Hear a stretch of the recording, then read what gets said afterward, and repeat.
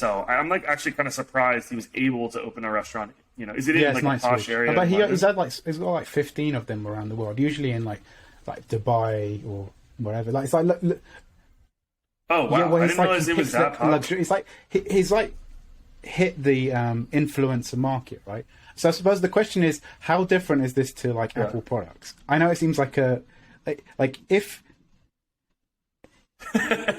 I like that. No, because I mean, it back to the reason why I brought up is when you mentioned the concept of like opulence and decadence, and it feels like if you're a regular user, spending $6,000 on a laptop seems like diminished returns. Like, what are you actually going to be getting from this? I mean, it's like that thing where I think Sony were probably the first company to do this, is when they turned something that was primarily a geeky product, which was the PlayStation 1, and they made it an iconic thing where they'd pay like R&B singers and rappers to have the PlayStation like in their music videos. And this was in the 90s, where the music videos were like these big theatrical things where millions were spent on them, right? Like, you know, I remember like dude, I missed that. Was like, you remember like Busta Rhymes spent like $2 million on that music video, I think, with him and Janet Jackson, you know, like, so it's like they were really big productions, and so having product placement was a big thing. And the PlayStation, and then later on the iMac, I think Apple rode that wave as well.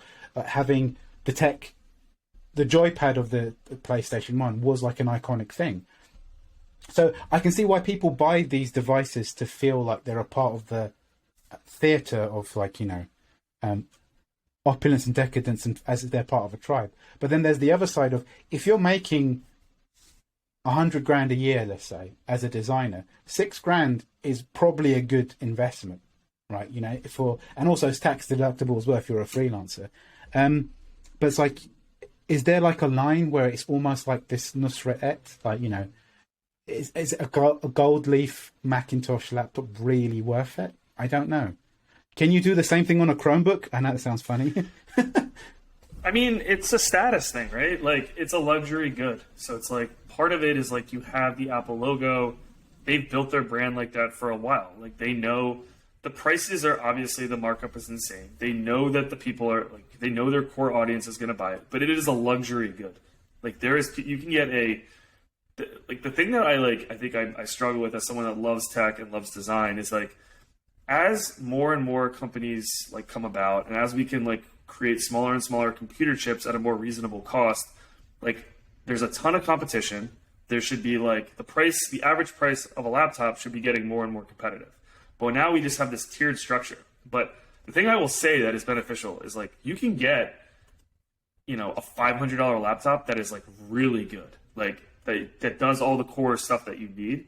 And I think that to me is like, that's exciting. Like, I think Dell still does a good job at like creating a budget friendly laptop. Them and HP do a great job. And I think Chromebook is the other one that I would throw into the mix, especially for the education system. Like, a ton of schools are using Chromebooks because of they're durable and they're fairly easy to use. So yeah, and I think they're really good for. I mean, I suppose the challenge with them is if you're used to Microsoft products. I mean, it's because it's a different way of working, because you don't see anything on the desktop, although it does save stuff on a Chromebook. And so maybe, I mean, that might be a generational thing. I was just looking for like, can you buy? Thinking of the gold leaf meat in Australia, if you can buy a golden MacBook, and apparently you can, 24 karat gold MacBook, which is between $30,000 and $38,000 from The Alchemist, thegoldalchemist.com, which it's still cheaper than that restaurant bill, incidentally. Which is insane, right? It's like, save your, at least the steak is gone. Like, you get a gold-plated Mac, but it's insane that people are paying money for that kind of stuff. And a gold-plated toilet at the end of it all. A sparkly turd, which you could probably sell on eBay, or maybe get an NFT of it. I don't know. Maybe I'm mixing all these different things. So yeah, all the new tech trends. Yeah, well, that's it. I mean, we really covered everything today. Expensive dinner bills, the new MacBook Pro, the new polish and a golden turd, which is a metaphor for everything we spoke about.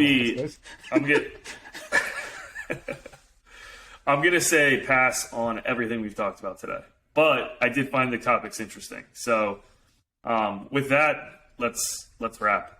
Mustafa, anything to tell people? Like the YouTube channel you want to talk about? Is like steadily increasing. The Dave Martin interview has been very, very popular, which is really good because he spoke about some really interesting things. So again, check out those, and also wait for we're interviewing a bunch of people. So check out those when they drop soon. Yeah. +1 to the YouTube channel if you haven't done so. Subscribe. And then if you've been listening to us on Anchor or Spotify or wherever you listen to podcasts, if you're on Apple Podcasts, it'd be awesome if you could just drop us like a review. It takes 5 seconds. But yeah, this is a podcast. Mustafa is a passion project for us. We've been kind of slowly growing over time. The episodes take a ton of time for us to kind of like record and edit and like produce and come up with topics. We do like a lot of prep to make sure we're getting interesting episodes. So yeah. If you have ideas for topics, drop a line, and we have more amazing content coming soon. So thanks for joining Design Huddle, and we will catch you on the next episode. Peace!